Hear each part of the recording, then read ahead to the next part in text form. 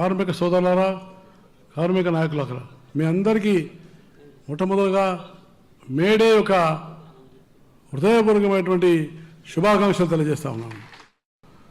కాబట్టి ఈ రెండు ప్రభుత్వాలు, అటు కేంద్రంలో ఉన్న ప్రభుత్వం, ఇటు రాష్ట్రంలో ఉన్న ప్రభుత్వం ప్రజలు ఇచ్చినటువంటి ఒక తీర్పును నెరవేర్చాలంటే ఇవాళ చాలా ప్రధానమైంది ఉద్యోగం, ఉపాధి కల్పన, ఎంప్లాయబిలిటీ అనేది చాలా అవసరం.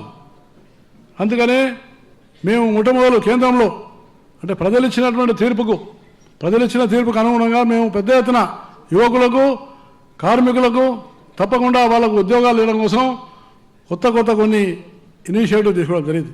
అందులో మొట్టమొదటిది నేను మీకు మనవి చేస్తున్నా, శ్రమేవ జయతే అనేటువంటి కార్యక్రమాన్ని తీసుకున్నాం. శ్రమేవ జయతే కార్యక్రమం ప్రధానమంత్రి నరేంద్ర మోడీ గారు శ్రమేవ జయతే కార్యక్రమం కింద వారు ఒక పోర్టల్, శ్రమ సువిధా పోర్టల్ చేసినాం. మీ అందరికీ మనవి చేసేది ఒకటే, మనము భారతీయ సంస్కృతిలో ఉన్నాం, భారతీయ ఆలోచనలో ఉన్నాం. కాబట్టి ప్రధానమంత్రి మొట్టమొదటిసారి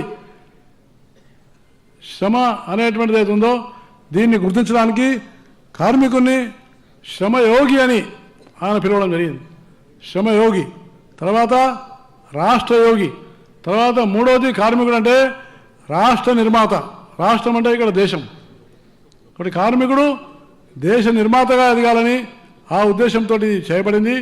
దీనికి ఎన్ని పరిశ్రమలు ఉన్నాయో అన్ని పరిశ్రమలకు ఒక పోర్టల్ ఏర్పాటు చేసినాం. దాని పేరు శ్రమ సువిధా పోర్టల్. ఆ పోర్టల్లో ఎవరైతే ఇండస్ట్రీ ఉందో, ఎంప్లాయర్ ఉన్నాడో వాళ్ళు వస్తారు. ఆయన ప్రతి ఎంప్లాయర్ ఎవరుతున్నారో ఆయన కార్మికులు, ఉద్యోగస్తులు వాళ్ళందరి యొక్క ఆధార్ కార్డ్, బ్యాంక్ అకౌంట్ తీసుకొని కార్మికుల సంఖ్యతోని పోర్టల్ మీదకి వస్తారు. ఆ పోర్టల్ ద్వారా ఇప్పటి వరకు నా దగ్గరకు వచ్చినటువంటివి 9,32,000 పరిశ్రమలు ఈ పోర్టల్ మీదకి వచ్చినాయని, 4,30,00,000 మంది కార్మికులు వాళ్ళు ఆ పోర్టల్ రావడం జరిగిందని నేను మీకు హృదయపూర్వకంగా మనవి చేస్తా ఉన్నాను. దీని ద్వారా ఏమిటి లాభం అంటే, మీరు ఇంతమంది కూర్చున్న వాళ్ళు ఈపీఎఫ్, ఎంప్లాయీస్ ప్రావిడెంట్ ఫండ్, లేక మీకున్నటువంటి ఈఎస్ఐ ఎక్కడ పనిచేసినారో, ఎక్కడ పోయినారో, ఏం చేస్తున్నారో, మీ డబ్బు ఎంత ఉందో తెలియకుండా చాలా అన్యాయంగా ఉన్నది. కానీ ఈ పోర్టల్ ద్వారా ప్రతి నెల ప్రతి కార్మికునికి మీ సెల్ ఫోన్లోనే మీకు ఎంత డబ్బు ఉన్నది, మీకు ఎంత వస్తున్నదని మీకు తెలియజేయడం జరుగుతుందని హృదయపూర్వకంగానే మనవి చేస్తా ఉన్నాను. ఇక కార్మికుడు హైదరాబాద్లో పనిచేసినా, ఒరిస్సాకు పోయినా, విశాఖపట్నం పోయినా, ఎక్కడ పోయినా కార్మికుని పిఎఫ్కు ఇది portability card, that is called UAN card, universal account number.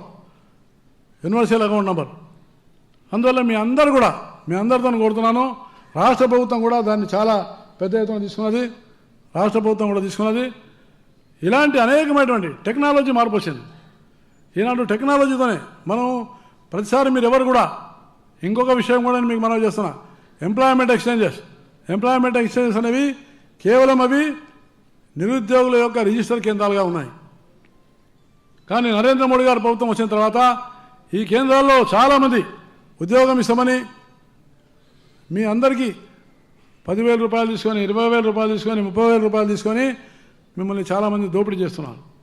అలాంటి అవినీతి లేకుండా ఉండడం కోసం మేము ఆల్ ఎంప్లాయ్మెంట్ ఎక్స్చేంజెస్ వాటన్నిటిని కూడా మోడర్నైజ్ చేయడానికి నేషనల్ క్యారియర్ కౌన్సిల్ అనేటువంటి దాన్ని పెట్టి, దాని ద్వారా ఎంప్లాయ్మెంట్ ఎక్స్చేంజ్లో కూడా ఒక పోర్టల్ ఉన్నది, నేషనల్ క్యారియర్ సర్వీస్ పోర్టల్.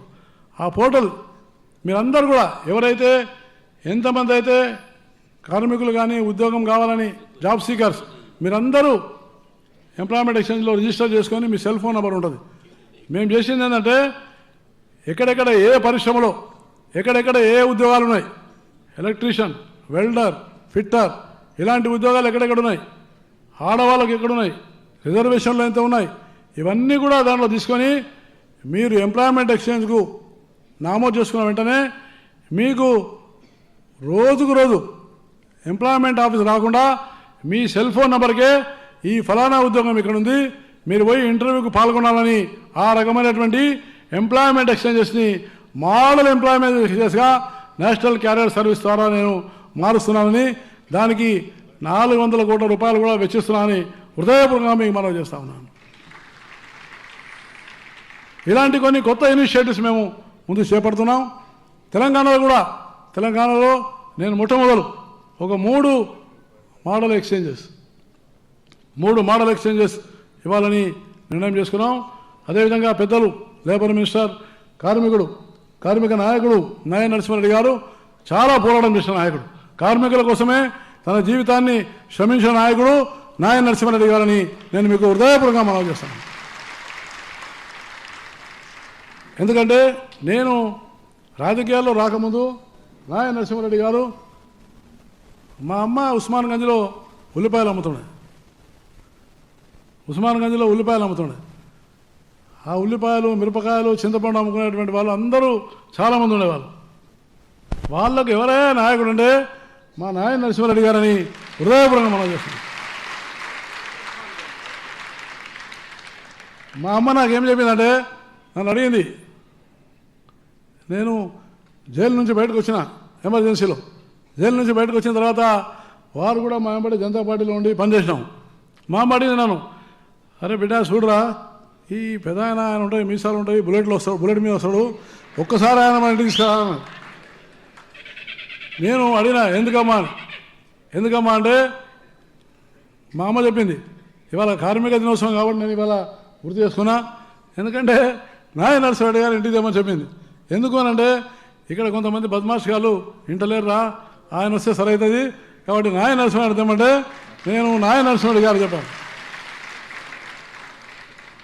ఆనాడు నుంచి ఆ విధంగా పోరాటం చేశాడు, నీతి నిజాయితీతో ఉన్నాడు.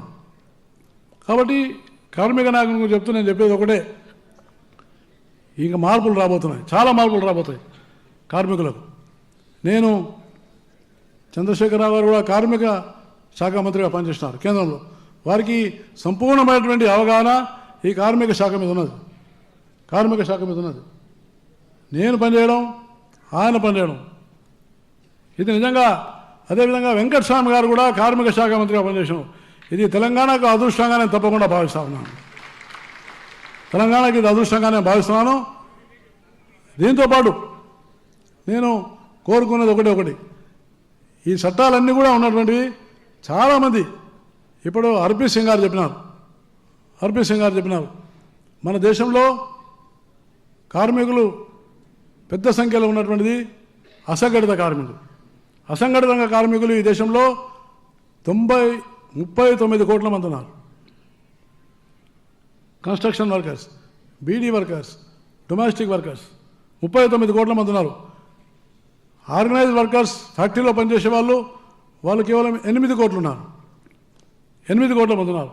కానీ నరేంద్ర మోడీ గారి ప్రభుత్వం, మేము నడుము బిగించి ఈ 39 కోట్ల మంది ఉన్నటువంటి అసంఘటిత కార్మికుల కోసం మేము సామాజిక భద్రత కోసం ఒక స్మార్ట్ కార్డు తీసి వాళ్ళ ఒక యూనియన్ కార్డు చేయబోతున్నామని నేను మీకు హృదయపూర్వకంగా నేను మనవి చేస్తా ఉన్నాను. చాలా సంతోషము. తెలంగాణ ప్రభుత్వం కూడా దానికి చాలా ముందుకు వచ్చింది. ఈ అసంఘటిత రంగ కార్మికులకు ఒక యూనియన్ కార్డు ఇవ్వబోతున్నాము. త్వరలోనే ఆ స్మార్ట్ కార్డు ద్వారా వాళ్ళకు వచ్చేటటువంటి ఏవైతే రాష్ట్రీయ స్వాస్థ్య బీమా యోజన కానీ, ఆమ్ ఆద్మీ బీమా యోజన కానీ, ఓల్డ్ ఏజ్ పెన్షన్ కానీ ఇలాంటి అన్నిటి కూడా ఆ కార్డులో సింక్రనైజ్ చేసి వాళ్లకు ఎక్కడున్నా కూడా పోర్టబిలిటీ కింద వాళ్ళు తీసుకుపోయి ఉపయోగించే విధంగా ప్రయత్నం చేస్తున్నాము. కాబట్టి మీరు సహకరించాలని నేను ఇంకొక చిన్న విషయం చివరిగా మనవి చేస్తూ, నేను తెలంగాణ నుంచి ఉన్నాను కాబట్టి మొట్టమొదలుగా బీడీ కార్మికులు సిరిసిల్లలో ఒక 100 పడకల యొక్క హాస్పిటల్ కట్టించి అక్కడ బీడీ కార్మికులకు తప్పకుండా నేను కృషి చేస్తున్నానని మీకు హృదయపూర్వకంగా మనవి చేస్తాను. దాంతోపాటు నేను ముఖ్యమంత్రి గారిని కోరేది ఒక ముఖ్యమైన విషయం ఏంటంటే, ఈ హైదరాబాద్ చుట్టుపక్కల ప్రాంతంలో ఇండస్ట్రీ చాలా పెద్ద ఎత్తున ఇంకా పెరిగే అవకాశం ఉంది. ముఖ్యమంత్రి గారు కూడా ఇండస్ట్రియల్ పాలసీలో మనం ఎప్పుడైనా కూడా కార్మికుడు ఎప్పుడైనా బాగుంటే ఇండస్ట్రీ కూడా బాగుంటుంది. కానీ ఇండస్ట్రీకి కార్మికునికి సత్సంబంధాలు ఉండాలి.